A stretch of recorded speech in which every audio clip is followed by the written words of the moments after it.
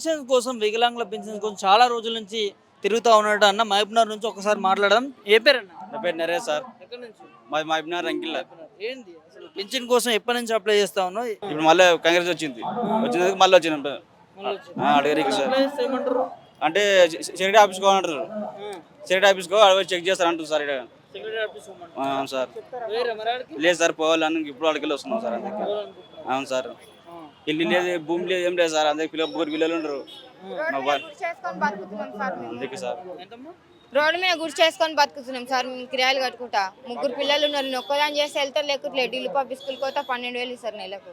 చేసి వెళ్తారు, లేకపోతే లేదు సార్. మా ఆయన ఒక్కడి ఇంటికాడ ఉండి ఏమన్నా సాయం చేయండి అంటే కూడా చేస్తలేరు సార్. ఏదైనా షాప్ బిఫో పెట్టుకుందామంటే కూడా ఇంట్లో వెళ్తలేదు సార్. నేను ఒక్కదాని చేసి గవర్నమెంట్ ఉన్నది ఎందుకు సార్? మాకు సాయం చేయాలి కదా సార్. ఇంతనో అంతనో. అవును, పేదలకు సాయం చేయడానికి కదా ప్రభుత్వం. చేస్తలేరు సార్. చాలా ఇబ్బంది అవుతుందా? అవును సార్. ఒక పూట తింటే ఒక పూట తిన్నట్టు ఉన్నాం సార్. మా ఇంట్లో వెళ్తలేదు సార్. ముగ్గురు చిన్న పిల్లలు ఉన్నారు.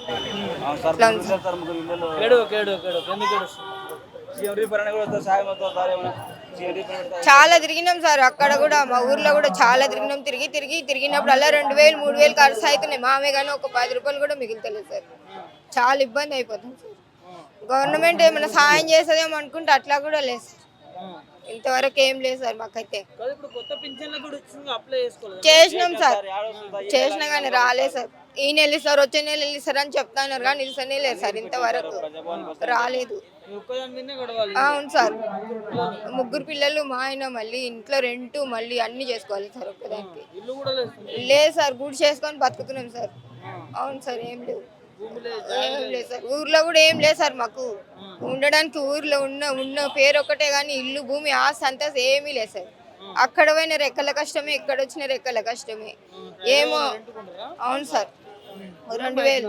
అవును సార్.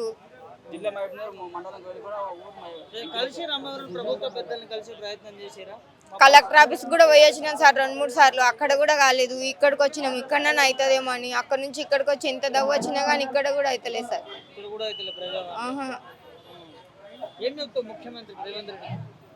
ఏమో సార్. మాకేం న్యాయం చేస్తారు?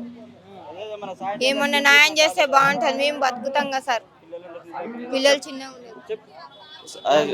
రేవంత్ రెడ్డి సార్ చేసిన పిల్లలు సార్ సీఎం పైలు వస్తారంటే మేము పిల్లలు బతుకుతాం సార్. ఏమైనా సాయం చేస్తారంటే సీఎం రీఫండ్ రావాలి. రేవంత్ రెడ్డి ఏమైనా సాయం చేస్తే బాగుంటుంది సార్. అందుకే అదే సాయం చేయలేదు సార్ రేవంత్ రెడ్డి అన్న సార్. అందుకే చాలా ఇబ్బందులు అవుతా ఉన్నాయి. అవును సార్. చాలా ఇబ్బంది అది సార్. ముగ్గురు పిల్లలు సార్. మా భార్య పని చేస్తుంది. మేము ఆరాం నేను ఇంటికాడ ఉంటా, ఆమె ఇంటికాడ పని చేస్తాను నిర్బాబు స్కూల్లో సార్. నెల 11,000 వస్తాయి. ఏం బతకాలి సార్? కిరాయి 2-3 వేలు కట్టాలి. హైదరాబాద్ తిండికి ఫుడ్కి వెళ్తలేదు సార్. అందుకే ప్రజావానికి వచ్చినాం సార్. అందుకే అవును సార్. పింఛన్ కూడా రాను సార్. పింఛన్ సార్ కానీ పింఛన్ రాలేదు సార్. ఇప్పుడు అప్లై చేసినాం, వస్తా అని చెప్తుండ్రు సార్. అందుకే అదే సార్ చేసినాం సార్. అప్లై చేసినాం. ఊళ్ళో ప్రజావాళ్ళు ఊళ్ళో అప్లై చేసినాం సార్. వచ్చిన కొత్తలో వస్తాను ఇంతలేదు సార్. 11 నెలలు పింఛన్ రాకనే వస్తలేదు సార్. అందుకే అదే సార్ చేసుకున్నా సార్. కాంగ్రెస్ అప్లై చేసిన సార్. అందుకే రాలేదు సార్. సీఎం రీఫండ్ ఏమన్నా సాయం రేవంత్ రెడ్డి అనేది సాయం చేస్తే భక్తం సార్. అందుకే 2021 సార్. 21 ఉన్నాయి సార్. సర్టిఫికెట్లు ఉన్నాయి సార్. ఇప్పుడు ఇచ్చినాం పింఛన్కి. ఇప్పుడు ఇచ్చిన మరి ఇచ్చేసినాం సర్టిఫికెట్లు. ఇది పరిస్థితి. ఈ అన్నను ఆదుకోవాలి ఖచ్చితంగా. ఉమ్మడి మహబూబ్నగర్ జిల్లాకు సంబంధించి ఒక ముగ్గురు పిల్లలు ఉన్నారు తనకి. సో తన కుటుంబం గడవడం చాలా ఇబ్బంది పడే పరిస్థితి ఉంది. ఇక్కడ ప్రజాభవన్లో కావచ్చు, ఇక్కడ అధికారులను ఎవరిని కలిసినా కూడా రెస్పాండ్ కాని పరిస్థితి చూస్తూ ఉన్నాం. చూడొచ్చు, చిన్న చిన్న పిల్లలు ఉన్నారు.